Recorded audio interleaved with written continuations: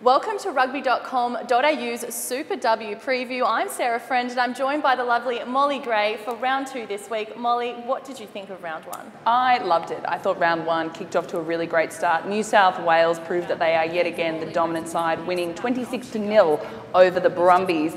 They have a lot to work on though. I definitely think that they have a lot of takeaways in that game. Their passing needs to be improved. I thought that there was a lot of high balls and they were catching the ball on their shoulder a lot, which was making it really hard for them to transition the ball through the hands to get it out to their wingers and to get more tries on the board. I thought the Brumbies did really well. Again, lots to improve on. The Queensland Rebels game is what I think interested a lot of people with 112-0, and I think that that was just, it wasn't surprising that they lost, but it was surprising that they blew the score out so much. There's been a little bit of chat this week about how many Wallaroos they had stacked on their side and if it was fair competition. Raylene spoke about it earlier this week, whether we should spread that competition. What do you think?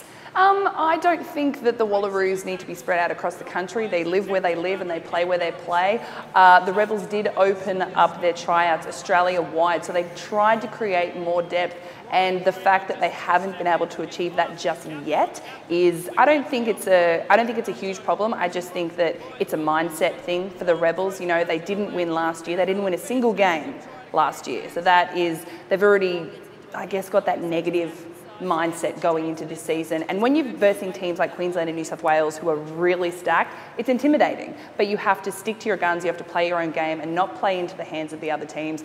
I think that they are a work in progress. You know, Geo Page, she really impressed me on the weekend when she came out. She came out off the bench and her repeat efforts were incredible and she had a go forward. She made the gain line every single time. So I think if the Rebels adopt her type of mindset, that's where they're going to be able to improve and move forward. Well, they are matched up this weekend against the Brumbies. Both sides have been winless in the first round. Who do you think is going to take out the second round?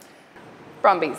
My bet is on the Brumbies this week. I think they have a really strong side. They've made a couple of changes to their forward pack. They've taken Anna Koravata out and then put Violetta Tupola in. She's a Wallaroo. She's young, but she's got the experience that they need. They really struggled in that first half of last week's game with their scrums, and I think it had a lot to do with the fact that the forwards weren't able to get their knees down enough, and when they were connecting in the scrum, their legs were straight the entire time, which made it really difficult, because if your legs are straight, you've got no power. So hopefully this week, when they make the change and they bring Violetta into the squad, we'll be able to see some drastic changes from their forward pack. I think that they will be a little bit, they'll be too dominant for the Rebels, but I think it'll still be a really good matchup between the two.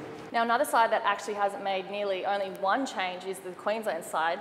They're bringing in Kiri Lingman off the bench to start this weekend, and they're facing WA, who haven't played in the competition yet.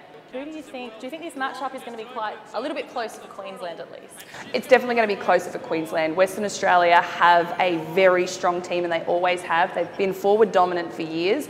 I think the interesting part of that game is going to be the backline matchup, because Queensland were incredible over the weekend. Kobe Jane Morgan, I love her. She blows me away every single time. Her ability to recycle the ball really quickly off the bottom of the ruck is incredible.